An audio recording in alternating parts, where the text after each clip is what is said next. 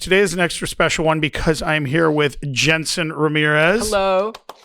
And Luke Nappe. Yes, there is a family resemblance. Today is, as you know, we've been doing a lot on the entertainment industry. Obviously, that's what we're covering here. However, I'm super fortunate because I have two young actors, and both with a bunch of different perspectives of the industry and all that. So that's what I want to chop up for everybody. So this is going to be great for the parents. It's going to be great for agents. It's going to be great for people who want to get into the business and know about it, because when you start finding out their backgrounds, I think you're going to be thoroughly impressed, and hopefully we can cover a lot of great ground on this. And with that being said, let's go right into the meat of it. We already actually talked before we started rolling on this intro. We talked about why parents and everybody should leave the room. The most important thing as a young actor is the pressure. If you think about it, the two gentlemen sitting next to me have had hundreds of people on set around them, staring at them, and the intensity it takes to be a professional actor is a little more than what people think it is. And what's unique about that is I'm looking at getting Jentzen's thoughts on that, because he's come from both sides of it, and he's moved into the influencer side where it's just him and a camera, or just one or two people, versus having 100 people on set. And there's a whole different expectation, whole different levels.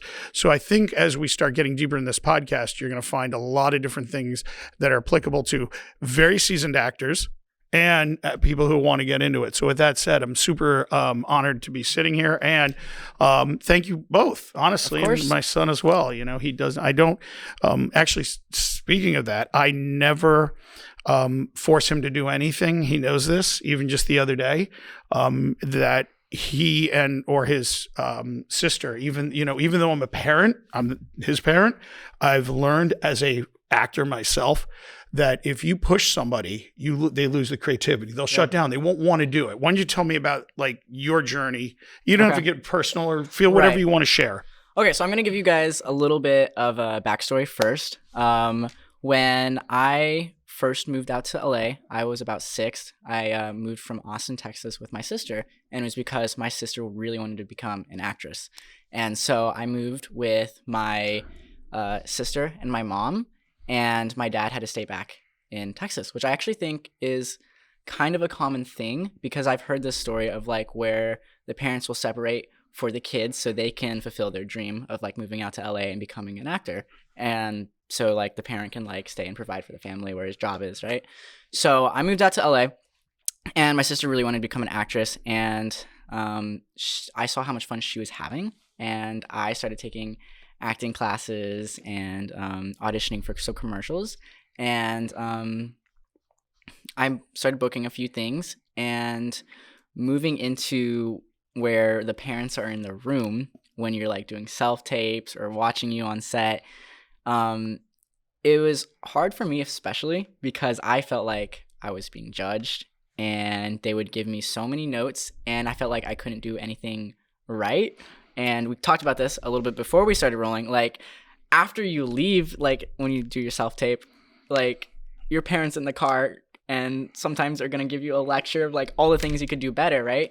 And when that keeps happening over and over again, it starts taking the joy away from the kid. They will not want to do acting anymore. They will not want to do whatever they are trying to pursue if the parents constantly lecturing them and telling them how much like they could be better at something. And I really want to go deeper, especially on the influencer side and the conversion. Right. But before we get into that, I really want to make a note for everybody to say, and it's funny because my whole thing is not trying to moderate or even lean into camera and look at everybody in the audience, kind of breaking fourth wall. But the reality is, I can tell I need to emphasize that so much, because I've seen so many child actors. I've seen so many different actors that the parents don't know what they're talking about. So you don't know what you're talking about. I can't wait to see how much flame I get from this. But the bottom line is they do it because they love it, and they love you, and they want to. It's like soccer. Oh my God, But the reality is, we as people in the industry, if you've been in the industry, you've watched tens of thousands of self-tapes, I can see in the first 2 to 3 seconds. We just covered that on the last podcast we did. In the first 2 to 3 seconds, I can tell if you're comfortable, if you're not, if your head's in the game, if that first moment counts. And if I see that, and you then get to the next or callbacks or wherever, you can tell if your parent or it's so obvious. And the parents obviously think, here's the hardest part. As a parent, you think you're doing the best thing you can. You are truly just sucking the energy out of your young performer. And it's such a weird thing as a parent to be in both sides. Right. So I've tried so hard, and I feel like, I get a lot of calls from parents in the industry like, hey, I'm like, but I've sat on both. I've directed movies. I have so many adult actors that I work with on self-tapes and this. So I really appreciate you saying that, because I can tell you times where even in my family early on, I'm like, I'd have to, talk to my wife and be like, listen, like if you're going to ruin this whole thing, and they wanted it. So I'm sure you've seen that. I mean, Luke, you want to throw anything in there? Feel free. I might go onto the bus right now. Everybody, let's see. I would say it's a very different scenario for me, because when I first started acting, he told me that he used to be an actor himself. And I was like, okay. So I started taking his opinion more seriously. But then again, there is a lot of pressure having like your parents there, because it feels like they're trying to wear two hats at the exact same time, like trying to encourage you so you don't lose your energy. But at the same time, like if you're not doing good, then they want you to know that you're not giving your best performance. So it's a double-edged sword, kind of. I mean, I have spent hours and hours on one self-tape. And by the end of it, if I'm filming it with my parent, sometimes I never want to touch a script again. I never want to do a self-tape ever again. And so you have to be comfortable, and I think you have to do it with the people you are comfortable with, right? And it has to be fun. If you're not having fun, then you can tell on the camera. You can tell. Well, I know you were talking about those rules up there. Right. If you read the other ones, that's the first rule in the book. That's the first chapter. Really? If you're not having fun, literally, we see it. You know it, and exactly. You connect even with these.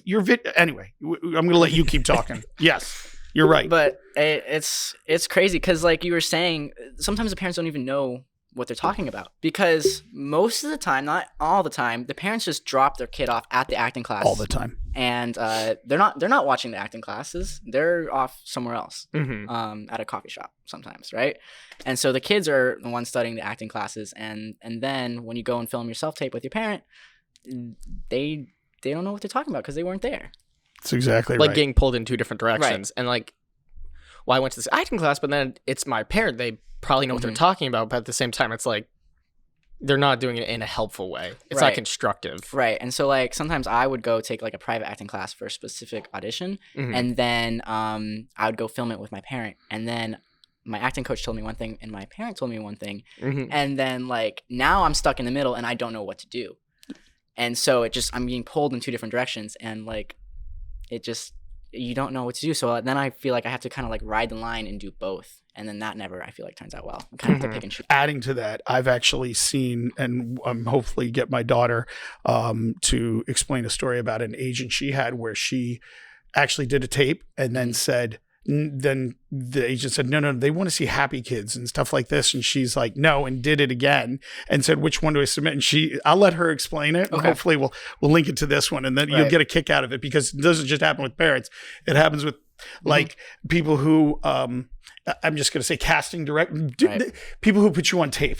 We'll just say it that, a bit broader statement. So you as the actor, you know what you want to give, and we haven't covered this, but I'll go really quick. One of the biggest challenges, and you looked up on the wall and said your opinion doesn't count, which is very interesting, because this is when you look at film as a director, it's my medium. When I start recording, I'm going to have you do that take 10 times until I get what I want. But in theater, as soon as that curtain goes up, you can do the performance any way you want. And I'm not stopping the theater. So there's and as an actor, you learn that early on. You're like, okay, I'll play it this way until the curtain opens. And then you see actors who are like, fuck that.